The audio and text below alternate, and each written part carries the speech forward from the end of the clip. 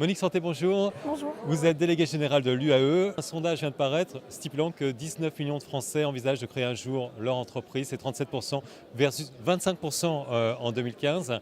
C'est un sondage OpinionWay, ce qui montre en fait qu'il y a toujours cette envie de plus en plus forte d'entreprendre. Oui, il y a une véritable envie d'entreprendre chez les Français. Donc 37%, c'est quand même 1 sur 3. Donc ça représente un vivier de 19 millions de personnes, dont 3 millions dans ce vivier souhaitent entreprendre dans les 2 années à venir. Donc c'est une vraie chance en fait. C'est une vraie chance pour l'entrepreneuriat dans notre pays et il ne faut pas passer à côté. Alors François Hurel, justement président de l'UAE, met également en avant un chiffre.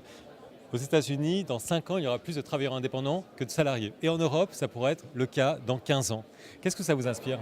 Écoutez, ça inspire que de l'optimisme et que le fait que effectivement, ces études révèlent que c'est vers cette tendance que l'on va et que tout le monde veut aller. Et nous, on le constate tous les jours à l'UAE. Aujourd'hui, on est sur le salon des entrepreneurs.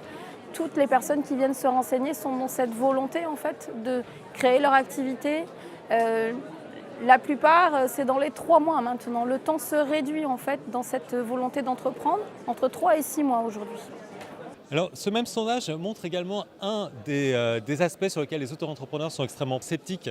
80% des auto-entrepreneurs souhaitent une convergence des protections sociales entre salariés et indépendants. Ça concerne le droit au chômage ou la retraite. Est-ce qu'on peut s'attendre à des évolutions en la matière ? Est-ce que selon vous, il y aura un rapprochement ?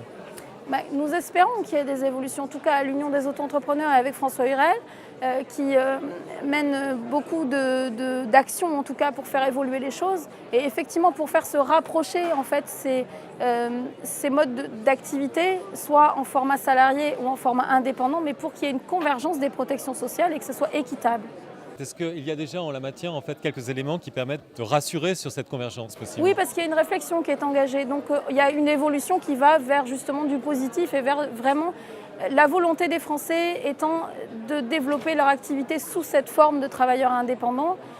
Il va bien falloir aussi ajuster ça et rendre les choses équitables pour que chacun puisse tour à tour être salarié, en même temps auto-entrepreneur, les deux, l'un puis l'autre, et choisir sa vie en fait professionnelle et de la mener en toute autonomie, en toute indépendance.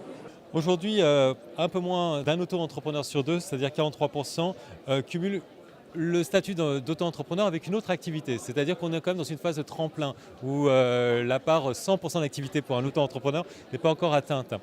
Est-ce que ça veut dire que pour vous, il y a un effort d'accompagnement à apporter ? Oui, parce qu'en réalité, ils ont maintenant, aujourd'hui, l'auto-entrepreneur remplit bien sa fonction, c'est-à-dire d'être un tremplin pour créer son activité. Et effectivement, le cumul le permet, le fait de cumuler avec sa situation de demandeur d'emploi, de salarié, de retraité.